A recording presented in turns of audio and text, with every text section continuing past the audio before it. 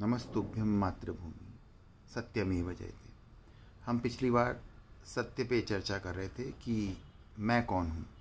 सत्य का ज्ञान का अर्थ होता है मेरा अपना एग्जिस्टेंस पहले हमें जानना है, मैं कौन हूँ। तो मेरा मानना है कि मैं आत्मा हूँ, मैं शरीर नहीं हूँ।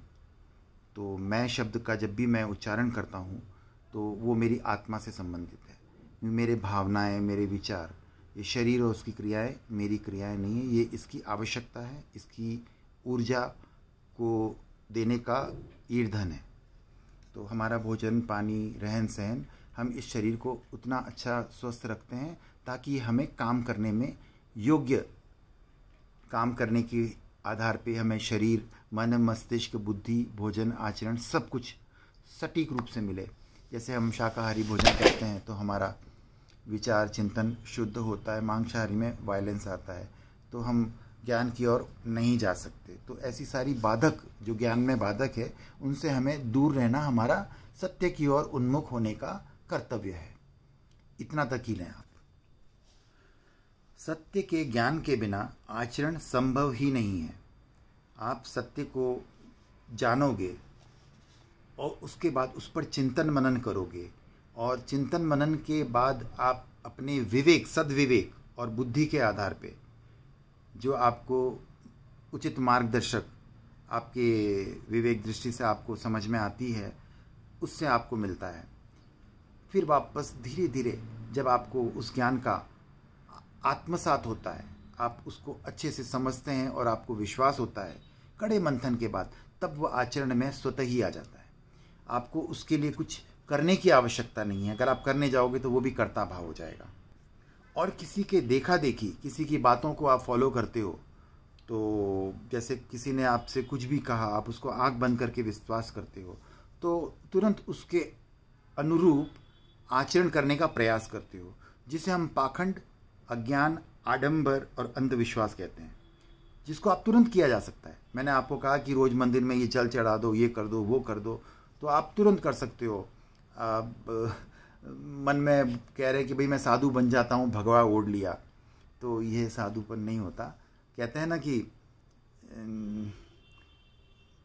उसने मुझे अपने रंग में रंग लिया, तो कोई किसी वस्तु का कलर नहीं होता, आप किसी रंग में नहीं रंगे होते। ये एक समझाने की एक प्रक्रिया है। उसी तरह भगवा कर्ण हो जाता है कि मेरी तो आत्मा ही भगवा हो चुकी है।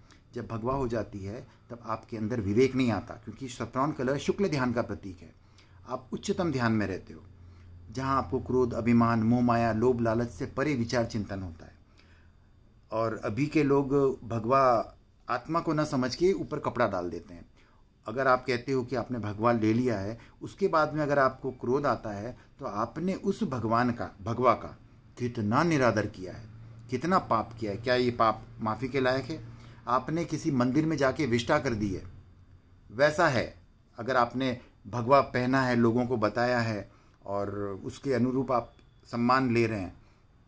तो भगवा, रुद्राक्ष का मतलब होता है आज्ञा चक्र में ध्यान, और त्रिकुंड का अर्थ होता है शरीर नश्वर है, शमशान की राख होती है। ज़्यादा नहीं बोलूँगा। तो ये आपने विराधना की है। इसलिए ज्ञान और सत्य का ज्ञान अति आवश्यक है। उसके बिना किया गया आडंबर आपको नरक के द्वार पे ले जाता है। नरक का मतलब दुर्गति, जिसे आप बुरा से बुरा समझ लें, अपने अपने मानसिक आधार पे आप उसे ले लीजिए। साधना की योग्यता उसी को होती है जिसे सत्य का ज्ञान होता है, और वो साधना करता है, यानी दार्शनिक चिंतन करता है, उस सत्य को अपने अनुभव से, अपने जीवन से और अपने जीवन में घटने वाली घटनाओं के आधार पर चिंतन करके उसे प्राप्त होता है। उसे सत्य कहते हैं। सत्य का ज्ञान हुए बिना आपको इस शरीर के साथ में ध्यान साधना की कोई योग्यता नहीं होने पर आपको ध्यान साधना की कोई अनुमति नहीं होनी चाहिए। अनुमति मतलब अपने आप से आपको कुछ क्रिया करने से पहले उसका ज्ञान होना चाहिए। आप स्वयं को ही अनुमति ना दें। अगर हम अमीर हैं, अमीर का अर्थ होता है कि हम ज्ञानी नहीं है, संपन्न हैं, तो मैं किसी गाड़ी को, महंगी से महंगी गाड़ी को खरीद सकता हूँ, लेकिन अगर मुझे ड्राइविंग नहीं आती फिर भी मैं उसे चला भी सकता हूँ और दुर्घटनाग्रसित हो सकता हूँ। लेकिन अगर आपके पास में सत्य का ज्ञान है, यानी ड्राइविंग आती है, आप उसके सब कुछ समझते हैं तो उस गाड़ी को कुशलता से चलाते हैं, अन्यथा आप अपना ही नुकसान करते हैं। इसलिए सत्य के ज्ञान के बिना धर्म पर आचरण संभव ही नहीं है। किसी के कहे सुने हमारे पैतृक विचार चिंतन दार्शनिक चिंतन के आधार पर हम कुछ भी आंख बंद करके विश्वास करते हैं, वो हमें दुर्गति की ओर ले जाता है।